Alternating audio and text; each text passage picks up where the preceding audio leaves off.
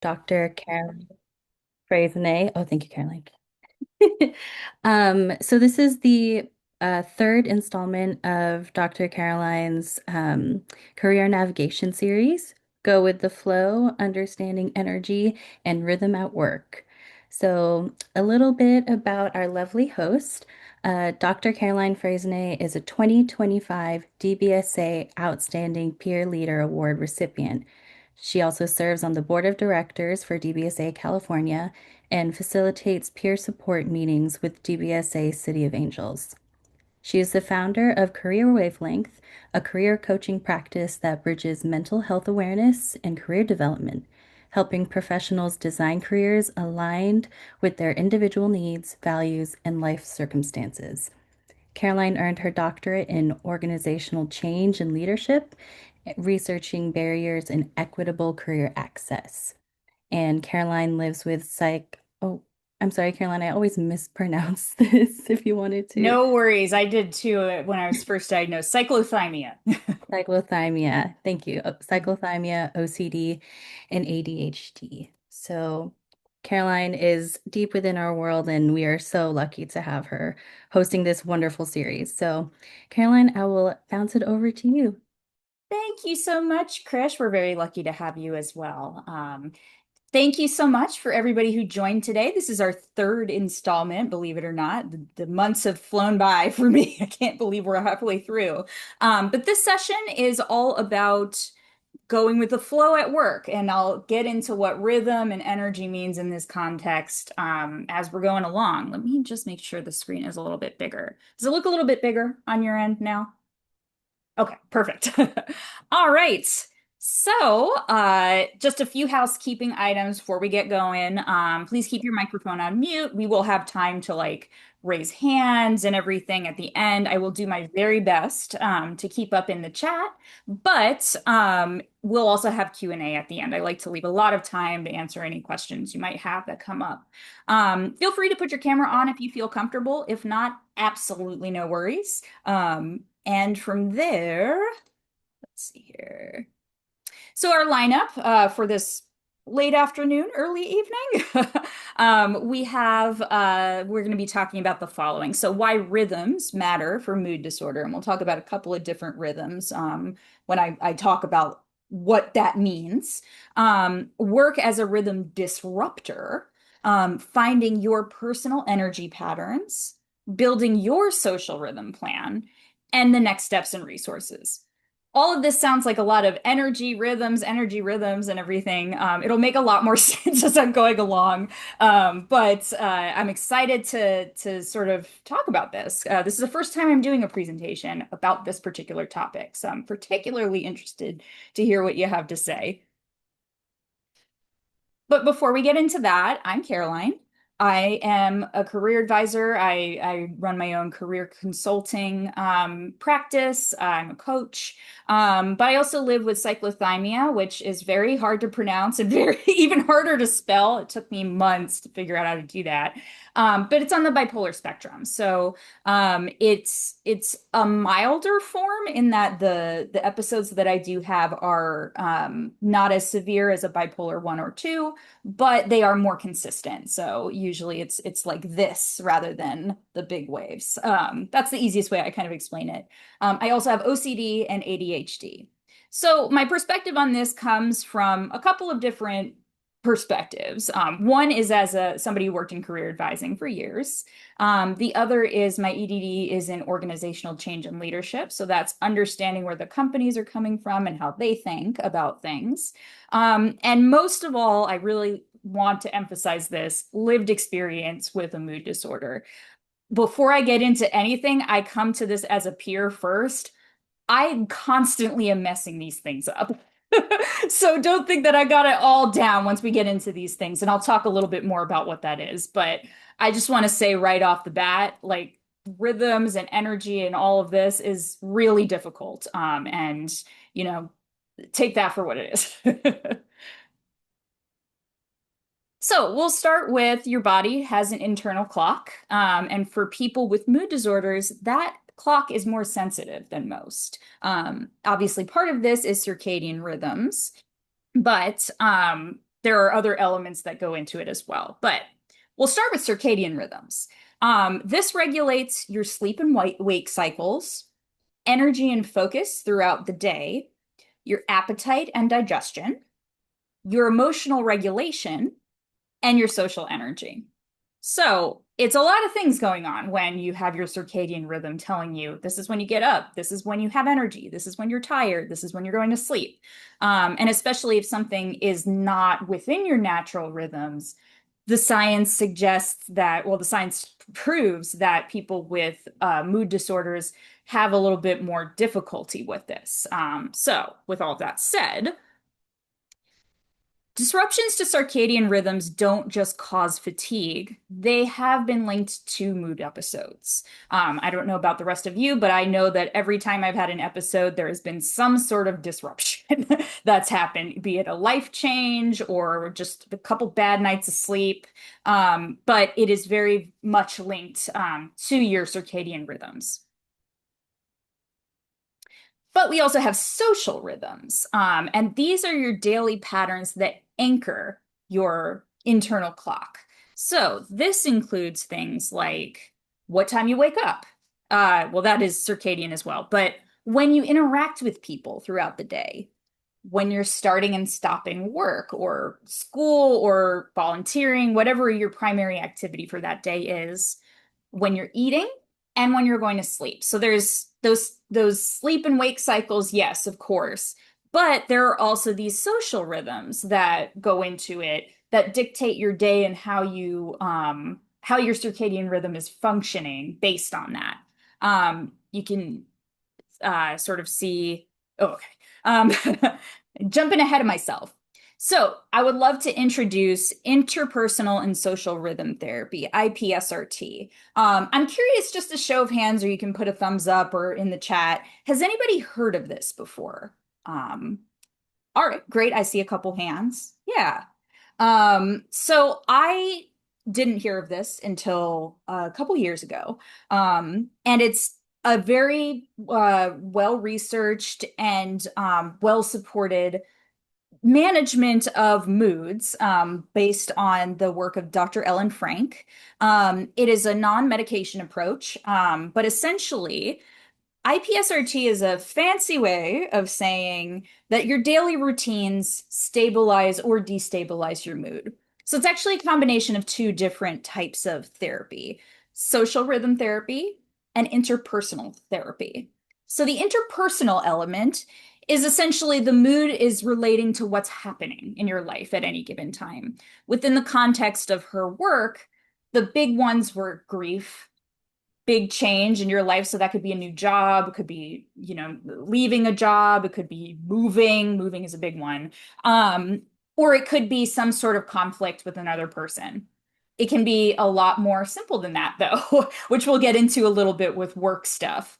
And the other element is those social rhythms, which we were just talking about. So consistent daily routines and anchoring them in particular activities helps your body sort of your natural circadian rhythms to understand, like, this is the time I'm going to sleep, this is the time I usually do this activity, so that your biology is playing into it.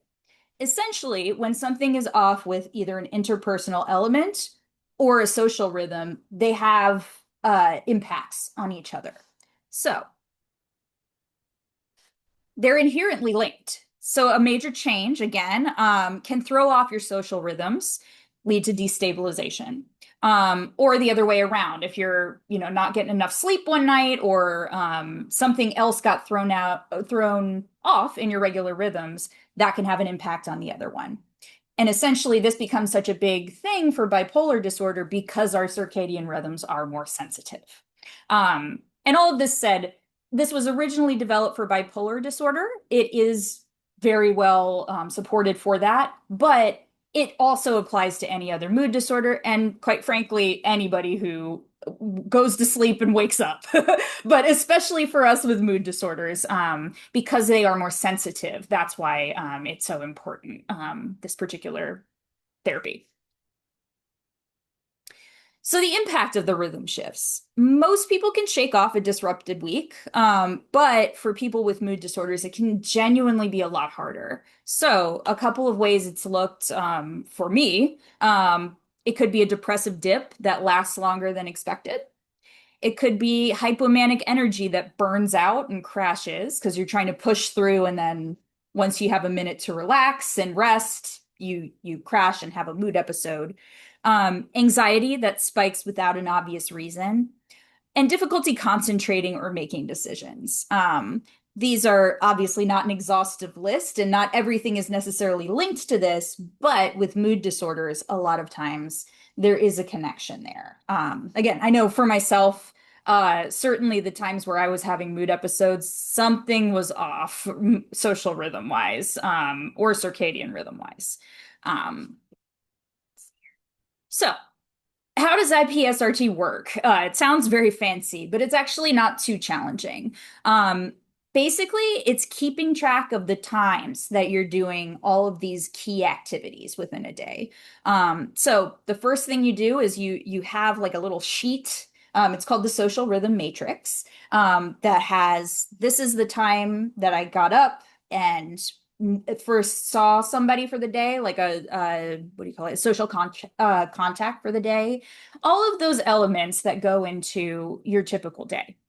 So you start with just taking your baseline. So you figure out what day it was. Well, you're literally not doing anything initially. You're just writing down, I woke up at this time, I ate at this time, I did this. That's your baseline. So then from there, you figure out what time ideally you would want to be doing these activities. So you pick one thing you want to keep consistent. I really recommend, just picking one that seems doable, at most two per time you're tracking this. So that could be as simple as I'm going to make sure I eat lunch at 12. It could be I want to be off the computer, done with work at 5. It could be I want to be in the bed, ready to go to sleep at 11. Whatever it is, you pick one or two that you're like, let's try and keep this one consistent.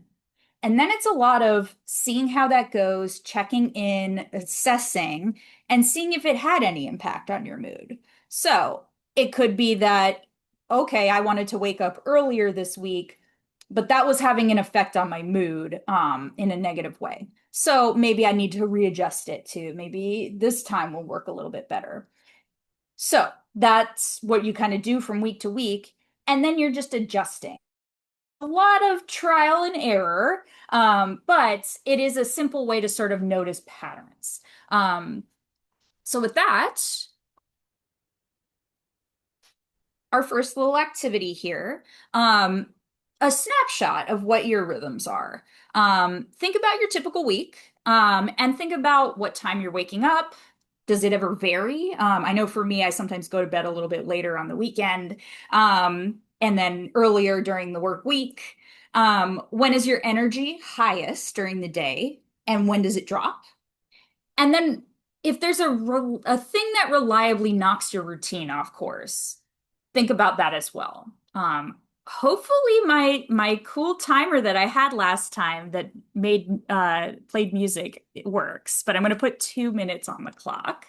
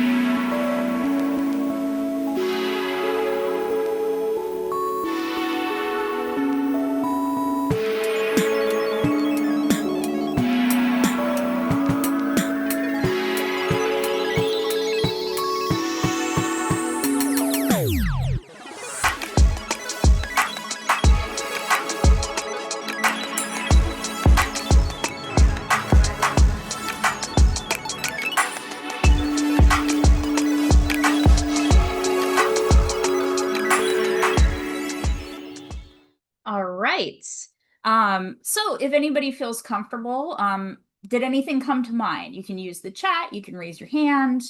Curious to see what came up for people.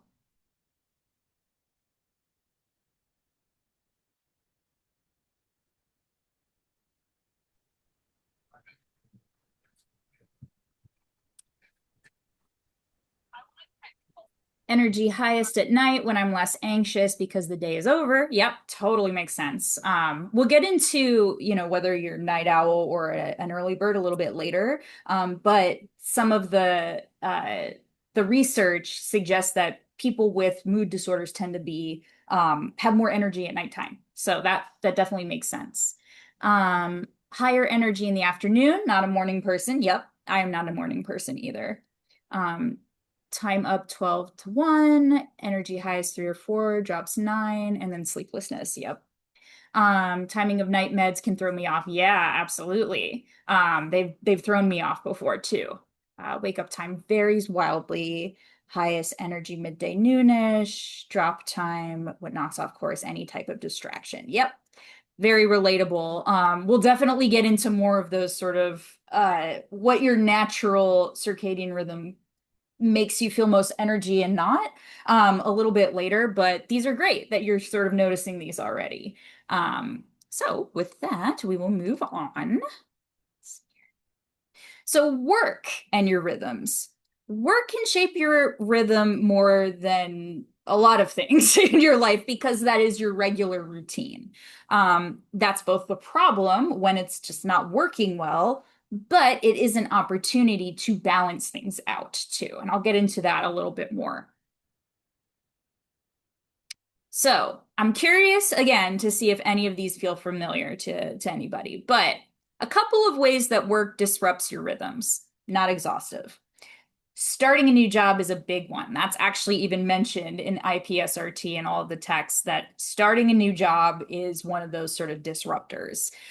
Your daily schedule is shifting all at once, and you need to get into an entirely new rhythm, especially if you're typically a night owl, but then you're going into a 9 to 5 job. That's a huge adjustment in terms of your rhythms. Demanding projects. I used to work in visual effects, so late nights, and crunch times, that compressed my sleep and meals. I would skip some of my regular rhythms. So depending on the individual industry you're in, that can really disrupt what you typically have energy for and when you are resting. Difficult colleagues. Again, that interpersonal element. Stress can linger as anxiety, stress. That can affect your sleep if that's keeping you up at night. Commute changes, especially I'm in Los Angeles. I know a couple of you are too. That affects your wake up time. That affects your evening routine if it takes longer than usual to get back. So something like that can really affect you. And then, especially after the pandemic, but even now, remote versus in office, switching your locations can take away some of those structural anchors the brain relies on. Especially, I remember in the pandemic, there was a lot of talk about keep your close of day routine consistent, go for a walk, shut your computer and whatnot, because that rhythm and that anchor of going home and ending your work for the day in the office and going home was one of those anchors for people. So I see some people in the chat mention some stuff here. Yes, questions are safe for the end, but if anybody has anything going along, I will make sure to check as we're going along too. So.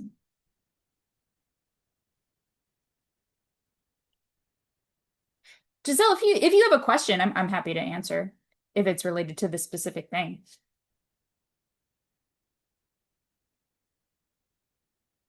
Or you can save to the end. Doesn't matter either way. In the chat, okay? Because I'm in a very loud place. Sir? Ah, work hours used to be 3:30 to 11 part-time. Now I'm supposed to do the classic 8 to 5. Yeah. Yep, that is a huge difference. That's because in 8 to 5, 3:30 would be right at the end of the shift.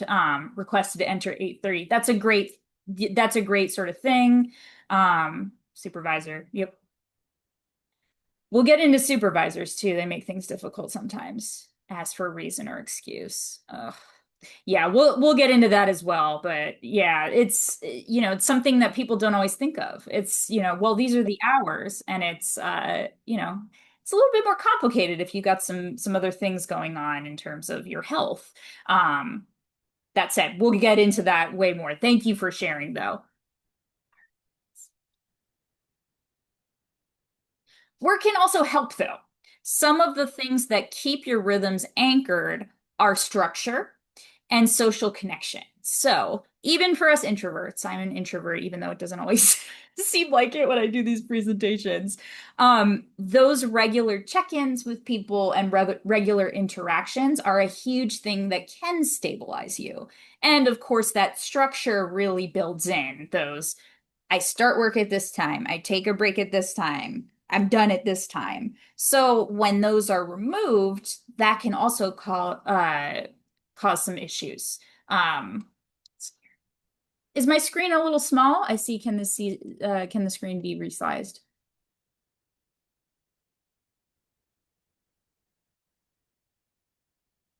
Okay. Um, magnified. Let me see.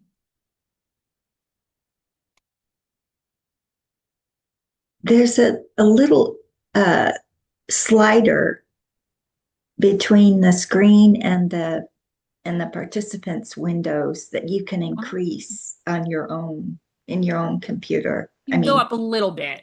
Is that the a little the bit better? Yeah. Oh, okay. There are different display options for participants too. But hopefully that's a little bit better. Let me get back here. Okay. So the goal isn't to completely eliminate work demands. Unfortunately, that is not possible every time, even if you work for yourself. It's to understand which ones are costing you the most so that you can protect yourself where it counts. And you can actually control a lot more than it sometimes seems like. And we'll get into ways that you can. So another activity, spotting your disruptors. Think about the last time your energy or mood changed significantly at work. What changed in your schedule that week? Maybe there was something that week. Were there any difficult interactions that lingered with you for a while? Did your sleep or meal timing shift? Was there any kind of commute change, new project, transition of some kind? I'll put 3 minutes on the clock to just reflect on that, and then we'll come back.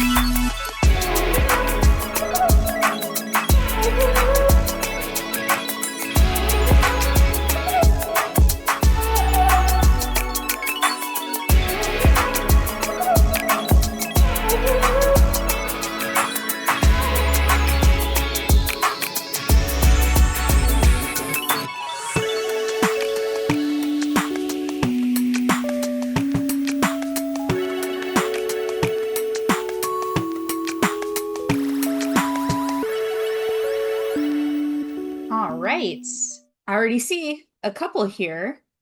Let me see.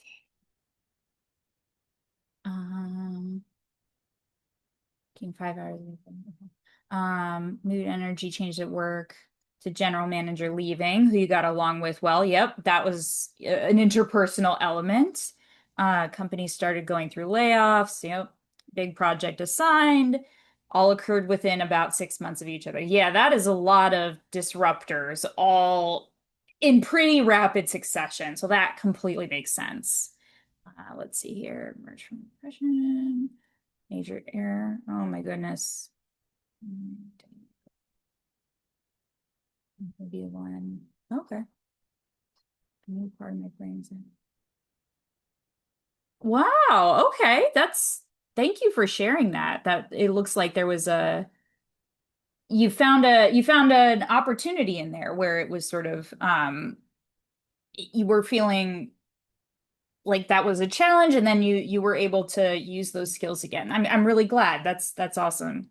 Let's see here, work from home, remain, turn from switch locations, disrupts your sleep. Yep, exactly. Sometimes I'm involved in constant transitions. Yes, transitions are a big one. Retail, let's see here. Retail has a lot of disruptors, especially when there's sales going on and everything. Take your lunch. It's delayed. Yep. Yeah. You're changing shifts from closing. Yeah, that's great that you noticed, oh, okay, this is related to this. You're already doing the work. DBT is also awesome. Let's see. Work 3 overnight shifts. Oof. No interactions. Slept during the day. Sleep and eating changed. Sudden pressing tasks. Have to shift suddenly. Yep.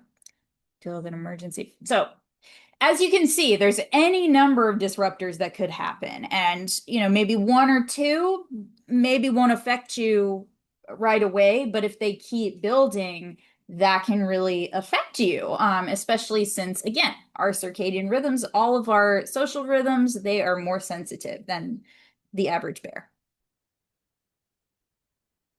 So understanding your individual rhythm patterns is really important, of course, if you want to design a thing that works for you well. So we'll get into that a little bit more too, just so you can start to recognize some of your normal rhythms. So chronotypes, they sound so sci-fi, but basically they're your natural preferences for sleep and wake. They are related to genetics. You cannot completely override them, but you can work with it. So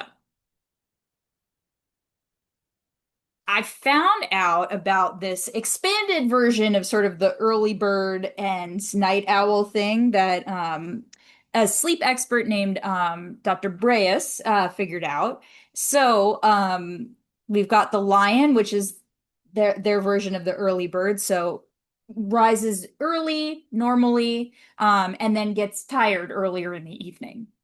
Wolf is the night owl, so the entire rhythm is shifted a little later. The bear is the most common one, and essentially this is with the sun, like rising with the sun. So this is kind of in the middle between a lion and a wolf. So this is more, gets up later in the morning than an early bird will, but goes to bed a little bit earlier than a wolf would. And this again is the most common one. This is mine actually when I took the quiz, and the quiz will be in our resources too. And then the dolphin is very interesting. These are light sleepers who do not have a consistent pattern. And as you can imagine, if you are that kind of sleeper normally, that can also create its own things when you're factoring in mood disorders as well. 1000% a dolphin. Interesting. Yeah, I have a friend who's a dolphin, and I have no idea how he's good with just 3 hours, and he's fine. So everybody has these natural patterns. So knowing that is helpful. And here we'll talk a little bit about circadian energy versus task energy. They're both important, but they both work a little bit differently. Oh, I like the dolphin emoji. That's so cute. All right. So circadian energy is when you have cognitive and emotional resources based on the time of day. So again, that night owl, the early bird, lion, wolf, all that. So that is when you have when you have more energy, just naturally. But there's also task energy, which is individual activities that energize and drain you. So to use myself as an example, I am a bear, so I'm in the that middle range. So I typically get up around 8-ish, depending on whether I have something in the morning. I feel like I have the most capacity for just energy to get things done between around 10 to 12. Then I kind of have a dip in the middle of the day for lunchtime. Then I have another peak for like 1 to 3. And then after that, I'm really kind of winding down for the day. So that's just my natural rhythm. But other people, have different ones. For task energy, I have a lot of energy for sort of learning. So watching webinars, all of that kind of stuff, like doing like quick tasks on the computer. I don't have as much energy for things that require more brain power. So that's like uh writing is sometimes a little bit more challenging at certain times of the day, just because I know that's a little bit more exhausting for me. Social interaction, too, is a big one. So for me, when I'm doing a group session, that takes less energy for me than it does for me to meet with somebody one-on-one. So my task energy capacity is different as well. So, with that, considering when you have the most energy within the day and what tasks tend to drain or energize you, we'll do another activity to reflect on it and put another 3 minutes on the clock. And take a minute to think about your circadian rhythm or yeah, your circadian energy and your task energy. I'm going to put 5 minutes on the clock because they are two separate questions. But yeah, think on that, and then we'll come back. I'm curious to see what y'all come up with after this.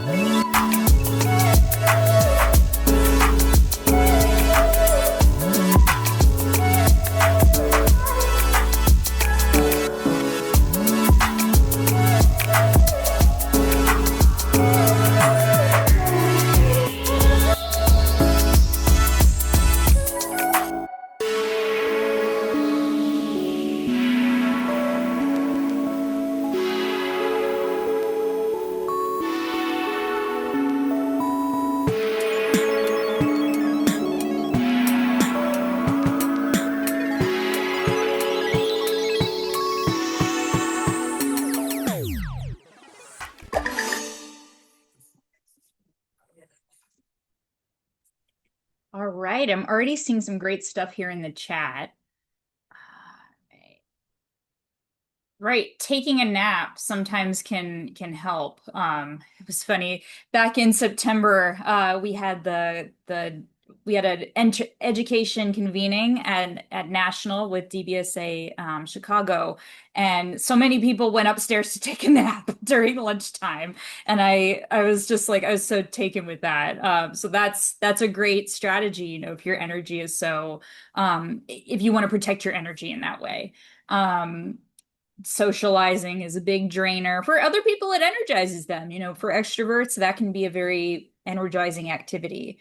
And there could also be other things beyond work tasks that energize you, of course. So listening to music or whatnot. In this case, I was thinking in terms of like, oh, what work activities actually energize me because many of them don't. Let's see. Early morning, best for focus writing tasks. I've heard that from a lot of people that works for them for writing, writing specifically. An email for anxiety wakes up for the day. Task energy, admin tasks, other people's travel arrangements, super drains. Yeah. Yeah, especially since you have to consider all of their preferences and everything. That definitely would exhaust me. Research and one-on-one interaction very much boost my energy. Yeah, research. I hadn't thought of that. That is one of my energizing ones too. And one-on-one interaction, yeah, for some people that is the thing that energizes them versus a group activity. Circadian energy up 12 p.m. begins slow. Yeah, tasks research is energizing too. Other people are finding that as well. Um, Client interactions, yeah, draining. Work tasks, repetitive tasks, yeah. Can do regularly, yeah. Lack of novelty, yeah. If you're bored, that's gonna drain you too. Excessive amount of time helping people, yep, yeah. Yeah, these are great. Yeah, so just understanding, you know, when people talk about energy, that's not just your chronotype. It does factor into the tasks as well. Which one of my pet peeves is when people say, "Oh, well, I know the trick to helping your productivity. It's to get up earlier." No, it is not. For some people that might work and that's fantastic, but it is a little bit more nuanced than that. All right. So building your rhythm plan. So this is sort of knowing this information, you can apply this in different ways to control what you have the ability to. So again, you can't control everything about your schedule, even if you work for yourself. But you can control certain elements that can make it a little bit easier. So rhythm anchors. These are those consistent daily touch points that keep your body clock stable. So we talked about a few of them, but getting into some more, of course, that consistent wake time, wind down routine before bed, regular meal cadence, consistently starting work at the same time. I'm terrible at that, especially working from home, because sometimes I'll be starting later, sometimes I'll start earlier. So that consistent time, regular social interactions, so that can be challenging if you're working from home as well. A clear end of work signal and regular movement. I like using movement rather than exercise because that could just be going for a walk. It could be for stretch. It could be stretching. Any kind of regular movement that you enjoy. That's also a rhythm anchor. And that also takes some trying out to figure out, am I better moving around in the morning versus the evening? But you can start with one or two of these rather than adjusting them all at once. And that's where that interpersonal social rhythm therapy comes in really handy, and tracking that. So design it around your real life. Ideally, we would, you know, have this schedule that's regular all the time, but life is life. There's an element of unexpected things coming up. So protecting just a few of the anchors might be a way that you can create a little bit of structure even when there's not a structure built into it. So a couple of things to consider here. what are the anchors that you really want to protect? Which of them do you want to be like, I have to do this, that maybe you're not doing consistently? For me, a big one is taking lunch around, the between 12 and 2. That is an anchor for me, because I need that refuel at that time. Another one for me is actually my coffee break in the evening too, or not in the evening, around 2 o'clock. My husband will even be like, "It's 2 o'clock. Do you want your coffee?" I was like, "Okay." So that anchor is something that regulates my energy and keeps me regular, my regular energy. Transitions. Is there a transition in my day that I could make more consistent? So this is where people get into, even if you work from home, go for a walk after you're finished working. That way your brain knows, okay, I'm transitioning from activities. This is also especially difficult for, if anybody here has ADHD, task switching can be really difficult. So having some sort of anchor where we're transitioning, is important here for a rhythm anchor. The cost of different activities and habits. Is there something that costs more than it's worth rhythm wise, either circadian or task? So for me, I used to, when I worked in visual effects, first off, my anchors were all over the place because I never knew what was going to happen from day to day, especially if it was towards the end of a project. But I decided, okay, I'm going to go work out at 7 in the morning every day. And that really took a toll on me after a while. I'm a night exerciser. So that had a tremendous cost. I wound up really not doing well at that time, both work-wise and just I wasn't feeling well. Like I was just not in a good place. So that I had to reassess, you know what? Movement at this time, it's not worth it. It's costing me too much. Overall impact of the anchors. Are there any specific activities or rhythms that have more of an effect on you than others? So, for example, maybe starting work isn't as much of an impact on you. Like you're okay if you start a little earlier, start a little later, but having dinner at a particular time really does affect your rhythms. It's all dependent on what your individual anchors are. So, again, unfortunately, disruptions are inevitable. What matters is that you have a recovery plan. So, I recently took peer support specialist training, and we talked about, I think it was RAP. It was either RAP or WHAM, where you have a plan for if something comes up where I'm not feeling well, this is how I get back to um, health. So it could be these are people you can contact. This is the activities that work for me. Just the same way with all of your rhythms. This is helpful when you are thrown off balance.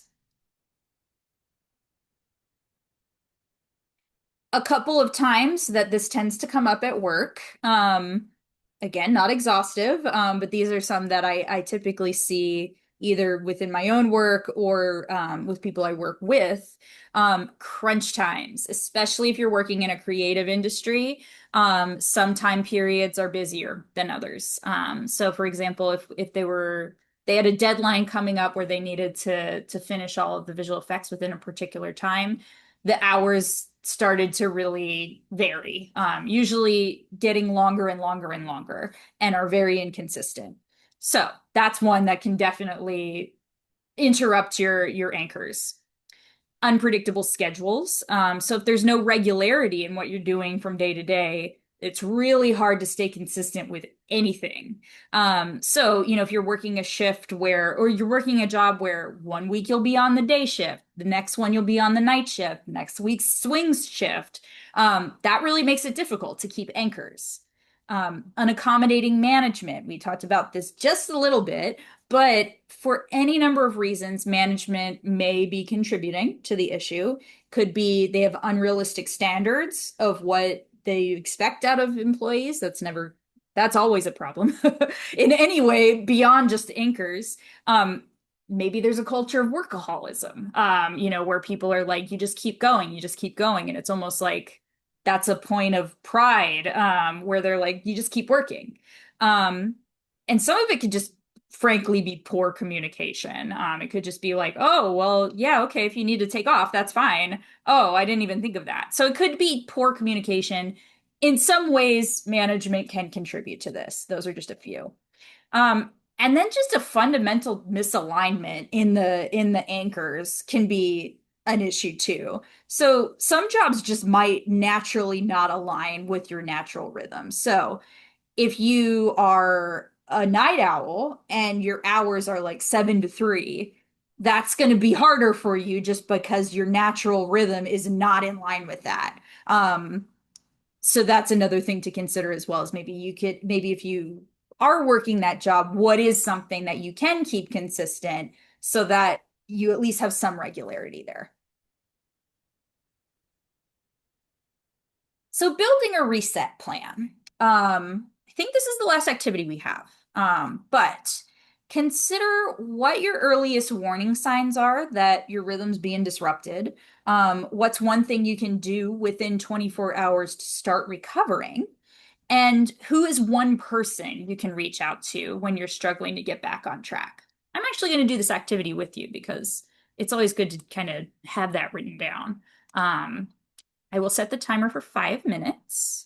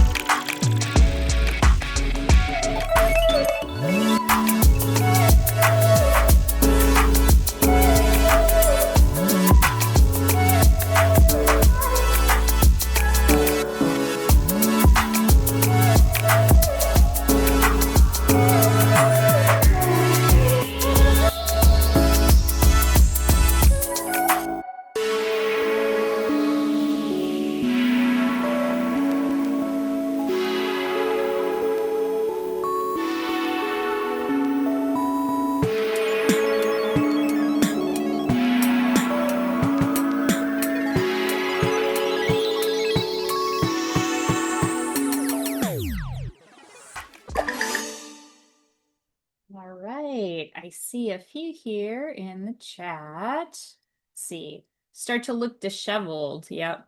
Yeah, same here. Let's see. Take a nap or go to sleep early if able. Yeah, especially with those sleep-wake cycles. Sleep is usually a good idea. I know it is for me. And he's got a friend you can talk to. Let's see. Warning signs: agitation, anger, tense body, heart rate increase. Call the warm line. Yeah, that's a great one. Call a friend who understands, can plan for my next transition, take a break. Call your sister. That's great.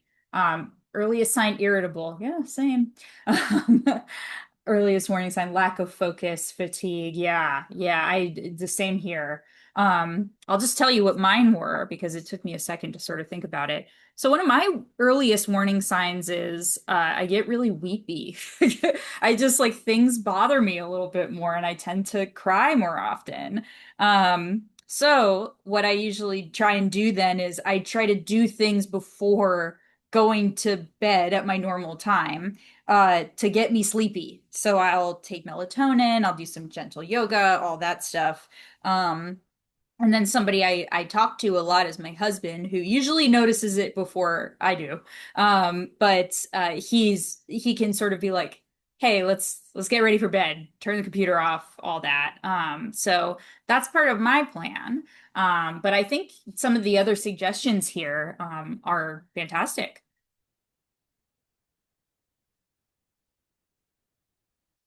So the title of this one, I can't remember whether I called it Going with the Flow or Go with the Flow. But in this sense, sometimes it's said dismissively, like, oh, go with the flow, it's fine. This really, I'm trying to say, like, go with your rhythm flow. So, knowing what your own energy and rhythm patterns are, that can help you to stay healthy, stay well at work and in any area of your life. So with that said, I have a couple of resources here. I will provide a resource sheet after the workshop to the email you registered with on Eventbrite. We do have the recordings of the two previous sessions on our YouTube page. This will be on there soon too. So usually within a week of doing the presentation. I do have a link to a chronotype quiz if you want to know whether you're a dolphin or a bear or the other ones. That'll be in the resource sheet as well. Two books I recommend if you're interested in learning more about interpersonal social rhythm therapy. The original one is Treating Bipolar Disorder by Dr. Ellen Frank. It is very clinical.